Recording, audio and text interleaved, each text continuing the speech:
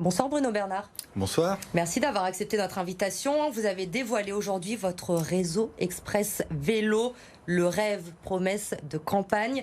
13 lignes qui seront créées d'ici 2030, 355 km de pistes cyclables dans la métropole. Ça veut dire qu'on va pouvoir circuler partout dans l'agglomération en vélo et en toute sécurité dans les prochaines années. Ce réseau va couvrir en effet l'ensemble des territoires. Donc pas toutes forcément les voiries, puisqu'il ne fait que 355 km, mais il va permettre de se déplacer de façon beaucoup plus facile en vélo.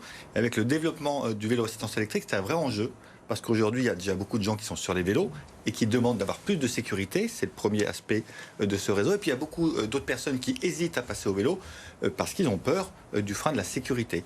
Et ce réseau, il va être large de 3 à 4 mètres et totalement séparé des voies de voitures. Tous les carrefours vont être aménagés spécifiquement pour limiter les risques. Donc c'est un vrai plus pour que nos habitantes et nos habitants se mettent au vélo. Et pour ça, vous vous êtes inspiré, je crois, de ce qui se passe dans les grandes villes d'Europe du Nord, pour prendre à peu près le même modèle. Ce n'est pas le même modèle, mais on s'inspire naturellement de tout ce qui se passe ailleurs. On a beaucoup travaillé avec les maires pour définir où était le réseau. Plus de 100 réunions ont été faites par le vice-président Fabien Bagnon avec les communes. On a travaillé avec les associations vélo pour essayer d'avoir le réseau et en termes de maillage et en termes de spécificité le meilleur possible. Alors ça va entraîner des travaux, évidemment, 355 km au total de pistes cyclables. Vos détracteurs diront forcément que vous allez encore enlever de la place pour les voitures dans la métropole, alors que la circulation est déjà très compliquée, on le sait.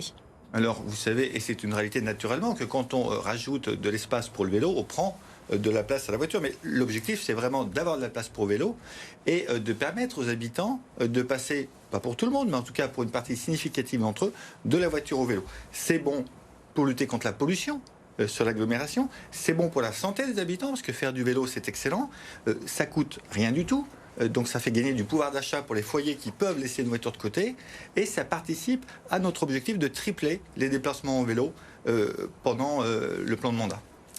La voiture, limiter la pollution, c'est l'un de vos objectifs, on le sait. Un autre point de débat concernant cela, c'est la zone à faible émission, une concertation lancée.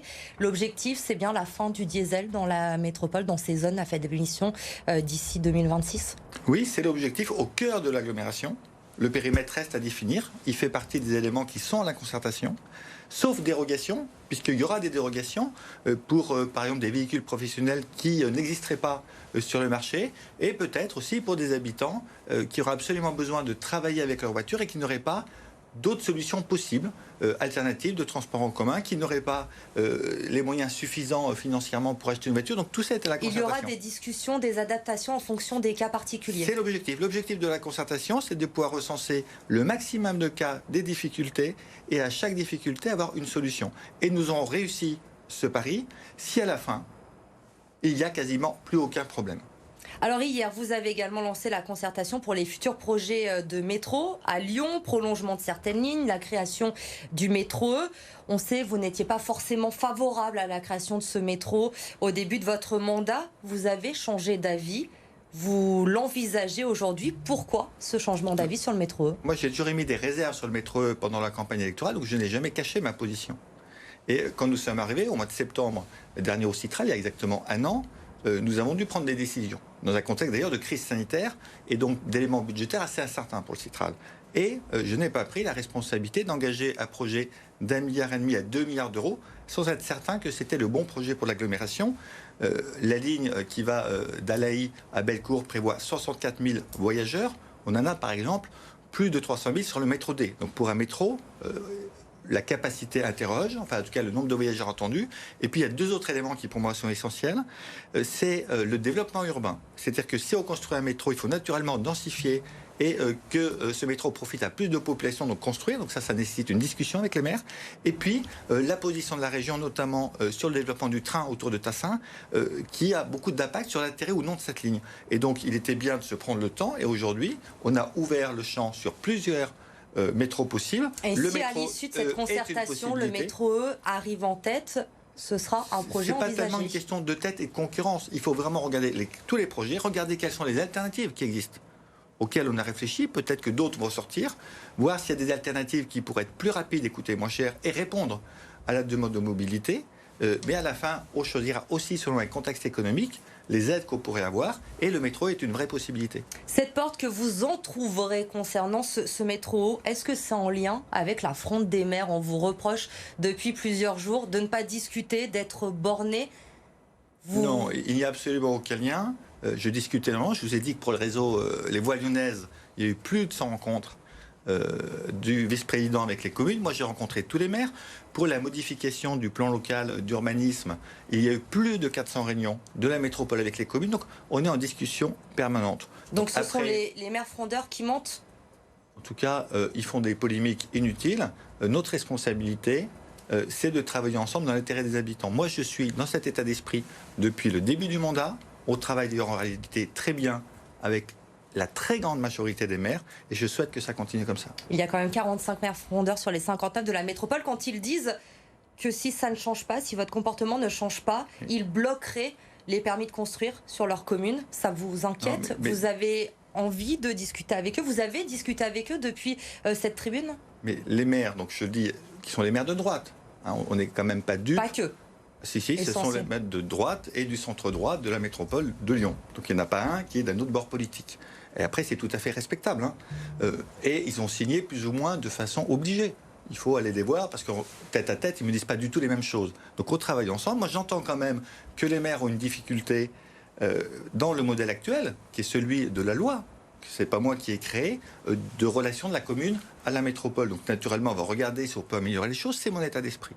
Et sur la menace de quelques maires de ne pas signer des permis de construire, c'est irresponsable. Et d'ailleurs, les promoteurs commencent à le dire, on a besoin de construire sur cette agglomération, il y a besoin de logements, et naturellement, il faut que les maires jouent le jeu. Autoritaire, dictatorial, comportement sectaire, les mots sont forts de la part de Laurent Wauquiez vous concernant, le président de la région. Écoutez, je pense qu'il ne faut pas avoir des propos qui reposent d'abord sur rien, et qui sont totalement exagérés, excessifs, voire même inadmissibles. La région Rhône-Alpes, Auvergne-Rhône-Alpes que dirige Laurent Wauquiez, et la métropole de Lyon, que j'ai l'honneur de présider, sont les deux plus grosses collectivités de la région. Nous avons la responsabilité de travailler ensemble, c'est ce que je souhaite faire. Nous avons des enjeux, je l'ai dit, sur le développement des trains, plutôt responsable des régions, mais qu'on peut soutenir. Sur la consultation métro, si on lance des métros, on a besoin de financement aussi, et on a besoin de l'aide de la région. On a des enjeux sur l'agriculture au niveau régional, où la métropole a 1 400 000 habitants et peut garantir des débouchés pour une agriculture plus locale et plus saine. Et puis, je vois des entrepreneurs, j'en ai encore vu ce matin, tout le monde a des problèmes pour embaucher du monde. Et nous avons l'insertion. Laurent Wauquiez s'occupe de la formation professionnelle. Il faut qu'on travaille ensemble pour trouver comment permettre à ces entreprises d'avoir les salariés dont elles ont besoin. Une dernière question rapidement, Bruno Bernard, la primaire des écologistes. Vous avez apporté votre soutien à Yannick Jadot pour le deuxième tour de la primaire. Pourquoi Yannick Jadot? Pourquoi maintenant ce soutien? Vous choisissez l'écologie de gouvernement plutôt que l'écologie radicale de Sandrine Rousseau? Le moment est crucial pour les écologistes et pour le pays. Il y a une élection présidentielle avec une chance qui est faible mais qui existe. Qu'il y ait un candidat écologiste qui soit élu président de la République. Et moi, je crois que Yannick Jadot, qui incarne la centralité, parle à l'ensemble de la population et non pas simplement au cercle militant écologiste. Et pour mener des politiques très efficientes en termes sociaux, en termes environnementaux, il faut gagner avant tout pour mener ensuite les politiques comme nous le faisons à la métropole depuis 1 an. Vous vous impliquerez dans cette campagne? Oui, bien sûr. Merci Bruno Bernard d'avoir été beaucoup. notre invité sur BFM Lyon ce soir.